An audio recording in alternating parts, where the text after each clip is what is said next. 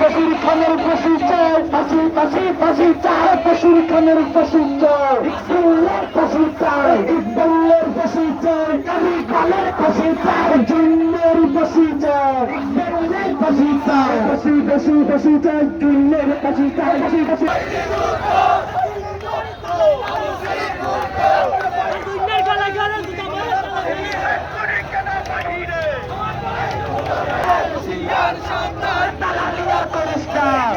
চান্দা থাকবে না, করিস না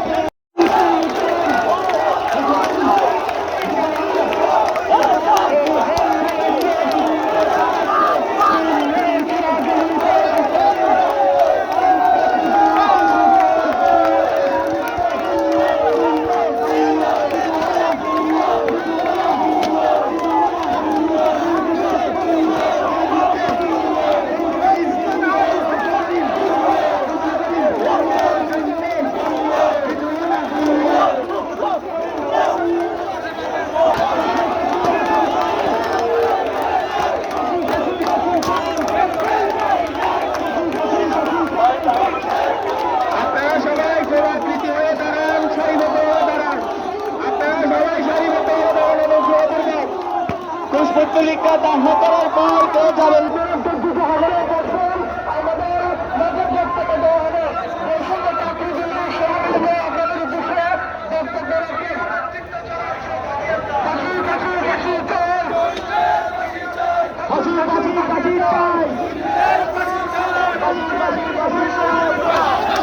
কেন্দ্রীয় সংসদের সহসাধারণ সম্পাদক নুরুল আলম নুরুকে শহরের বাসা থেকে ধরে এনে হত্যা করেছিল,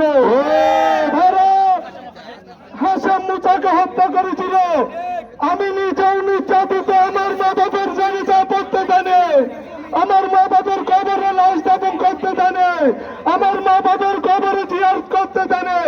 এরকম রাউজান অহরহ সন্ত্রাসী কার্যক্রম করেছে ফজল করিম জন্য, ফরাস করে ফজল করিম জন্য যতক্ষণ ফাঁসি কার্যকর না হয়, ফরাস করিম পাকপারের যতক্ষণ ফাঁসি নিশ্চিত না হয়, ততক্ষণ পর্যন্ত আমাদের আন্দোলন সংগ্রাম চলবে। ফজল করিমের লাশ আসতে দেওয়া হবে না। আমরা চাই না ফরাজ করিম কিংবা ফজলুল করিমের মতো কোন মানবতার ফেরিওয়ালা রাউজানের মাটিতে রাউজানে কোন ফ্যাসিস্টের কোন স্বৈরাচারের জন্ম যাতে না হয়। ফাঁসি চাই, অত্যাচার জনগণ ফাঁসি চাই, বিএনপি অঙ্গ সংগঠন প্রত্যেকে ফাঁসি চাই। আর সবাই আন্দোলনের মাধ্যমে এই ফাঁসি কার্যকর করা না হওয়া পর্যন্ত সবাই আন্দোলন অব্যাহত রাখবেন। আমরাও জানে ফজল করিম চৌধুরী জুন্নার ফাঁসি চাই। অন্তর্বর্তীকালীন সরকারের দৃষ্টি আকর্ষণ করছি, রাউজানের মানুষকে দীর্ঘ 15টি বছর তাদের বাক শক্তিকে রুদ্ধ করে দেওয়া হয়েছিল, তাদের স্বাধীনতাকে হরণ করা হয়েছিল। আমরা অনতি বিলম্বে তাদের ফাঁসি চাই। ফজল করিম চৌধুরীর পূর্ণাঙ্গ সন্তান ফরাজ করিম কেন এখনো মুক্ত বাতাসে ঘুরে বেড়াচ্ছে? আমরা আমাদের অবস্থান থেকে বলতে চাই, ফজল করিম চৌধুরী ও তার সন্তান এবং তাদের 5টা দালালদের কাউকে ছাড় দেওয়া হবে না। এই উপস্থিতি আমি কাগজিয়া দরবারে মুন্দিরিয়া যুব তবলিগ কমিটির পক্ষ থেকে আমি বক্তব্য রাখছি।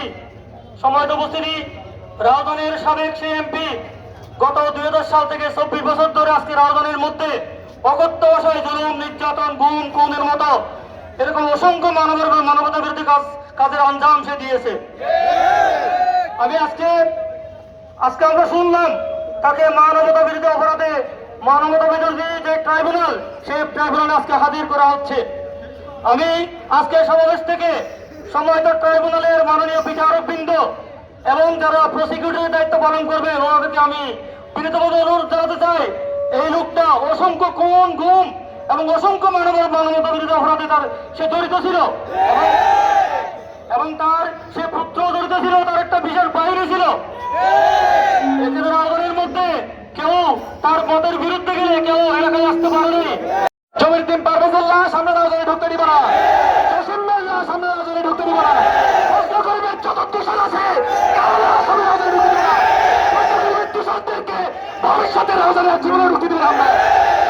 টিভি, খেলনা টিভি, স্মাইল টিভি, এগুলোকে রাজধানীর ছাত্র জনতা আজকের মধ্যে তাদেরকে রাজধানী থেকে বলে দিতে হবে।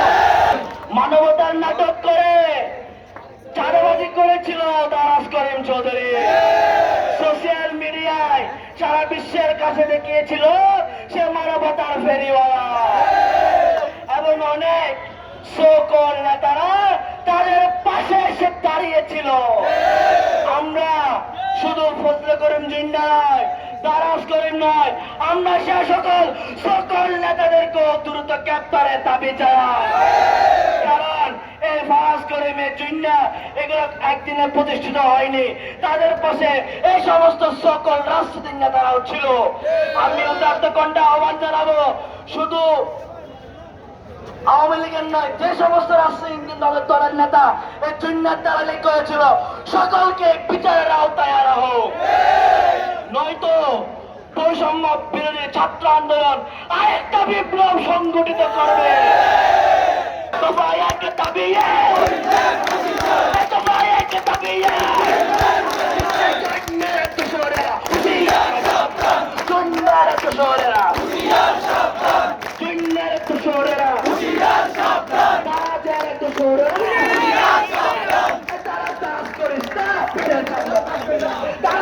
করিস না, করিস না।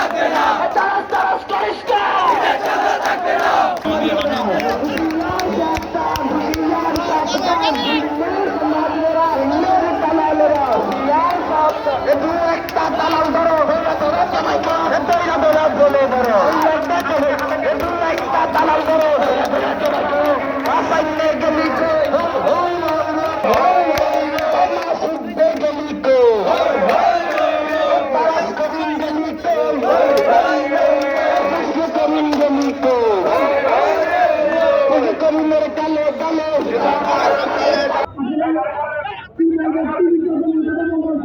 আমরা জানি এই দুনিয়া ফারাজ করিম চৌধুরীর বাবা এবং এই দারাজ করিম মানবতার নাম করে মানুষের কাছ থেকে লক্ষ লক্ষ কোটি কোটি টাকা আত্মসাৎ করেছে।